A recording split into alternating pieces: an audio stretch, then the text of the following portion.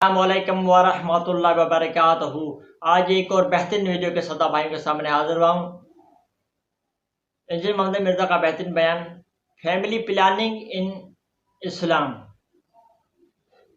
بچوں کی پیدائش میں وقفہ کرنا کیسا ہے، کنڈم استعمال کرنا کیسا ہے اسلام کے دائرے میں۔ بہترین بیان انجینئر محمد مرزا کا۔ چلتے ہیں بیان کی طرف اور سنتے ہیں بہترین بیان۔ ویڈیو کو اسکپ نہیں کریں گے، ویڈیو پورا دیکھیں گے، یہ ویڈیو آپ کے لیے بہت کمال کی ہونے والی ہے۔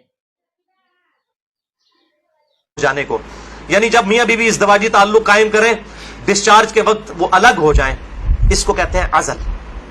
اور اسی کی ماڈرن فارم جو ہے وہ کنڈوم ہے، فیملی پلاننگ کے پوائنٹ آف ویو سے بھی استعمال کرتے ہیں۔ اس میں کوئی شک نہیں ہے کہ مفلسی کے ڈر سے فیملی پلاننگ کرنا اسلام میں قرآن حکیم کی آیات کی روشنی میں اس کی کوئی گنجائش موجود نہیں، قطعاً حرام ہے۔ لیکن اگر عورت کی صحت کا ایشو ہو یا اولاد کی تربیت کے پوائنٹ آف ویو سے کسی کے لیے کوئی ریسٹرکشن ہو، وہ معاملہ الگ ہے، اس کے اوپر وہ والا فتویٰ نہیں لگے گا۔ اور اس کے ثبوت میں 3 حدیثیں پیش کروں گا، تینوں صحیح بخاری اور صحیح مسلم سے۔ لیکن اس میں یاد رکھیں کہ جو لوگ اس حوالے سے مرد اپنی نس بندی کروا لیتے ہیں، یعنی سیکچولی ڈسیبل ہو جاتے ہیں ہمیشہ کے لیے، جان بوجھ کے میڈیکلی کروا لیتے ہیں، یا عورتیں اپنی یوٹرس نکلوا دیتی ہیں، اگر کوئی بیماری یا کینسر والا ایشو نہ ہو وہ الگ بات ہے کہ جی تاکہ جی ہمیشہ کے لیے معاملہ اسٹیبلش ہو جائے، یہ قطعاً حرام ہے اور بدعت کبریٰ ہے۔ یہ اللہ کی شریعت کو بدلنا ہے، اللہ کی تخلیق کو بدلنا ہے۔ سورۃ النساء نمبر 119 کے تحت یہ قطعاً حرام اور شیطانی فعل ہے۔ کوئی مرد جو ہے اپنے آپ کو خصی کروا لے، یا کوئی عورت اپنی یوٹرس اور ہم جو ہے وہ حمل کا جو ذریعہ ہے اس کا رحم اس کو نکلوا دے۔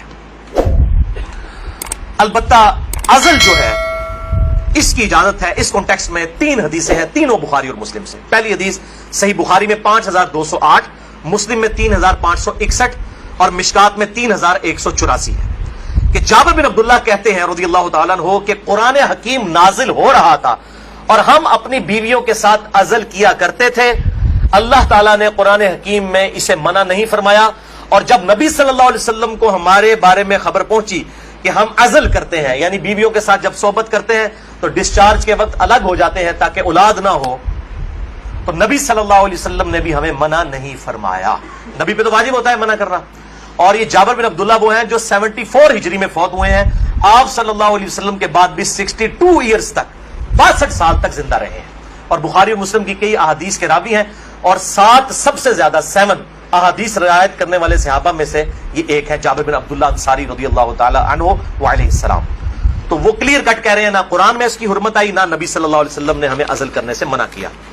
دوسری حدیث بھی بخاری اور مسلم کی متفق علیہ حدیث ہے، بخاری میں 4138، مسلم میں 3544، مشکات میں بھی موجود ہے 3186 کہ صحابہ کہتے ہیں کہ ہم اپنی لونڈیوں کے ساتھ صحبت کیا کرتے تھے اور پھر ہم عزل کر لیا کرتے تھے، تو ہم نے نبی صلی اللہ علیہ وسلم سے عرض کیا کہ ہم اس طریقے سے عزل کرتے ہیں، الگ ہو جاتے ہیں، ہم نہیں چاہتے کہ ہماری لونڈیوں سے اولاد ہو۔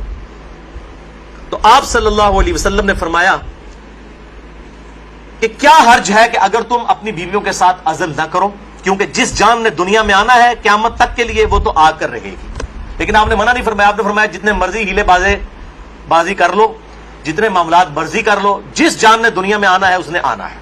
اور وہی اگلی حدیث ہے تیسری صحیح مسلم میں 3556، مشکات میں 3885۔ ایک صحابی نے عرض کیا کہ ہمیں یہ چیز ناپسند ہے کہ ہماری لونڈیوں سے اولاد ہو، تو آپ صلی اللہ علیہ وسلم نے فرمایا کہ پھر تم اپنی لونڈیوں کے ساتھ عزل کر لیا کرو۔ اس حدیث میں ہے کہ آپ نے خود کہہ دیا کہ کر لیا کرو اگر تم چاہو۔ پھر آپ نے ساتھ ہی فرمایا لیکن جو جان مقدر ہے دنیا میں آنا وہ آ کر رہے گی۔ یہی ہوتا ہے، وہ جناب وقفے کرتے رہتے ہیں، اکٹھے ہی 3 بچے ہو جاتے ہیں، پھر سارے کے ساتھ وہ کہتے ہیں پتہ ہی نہیں چلا، پتہ تو نہیں چلے گا، ظاہر ہے یہ معاملات تو اللہ کے ہیں۔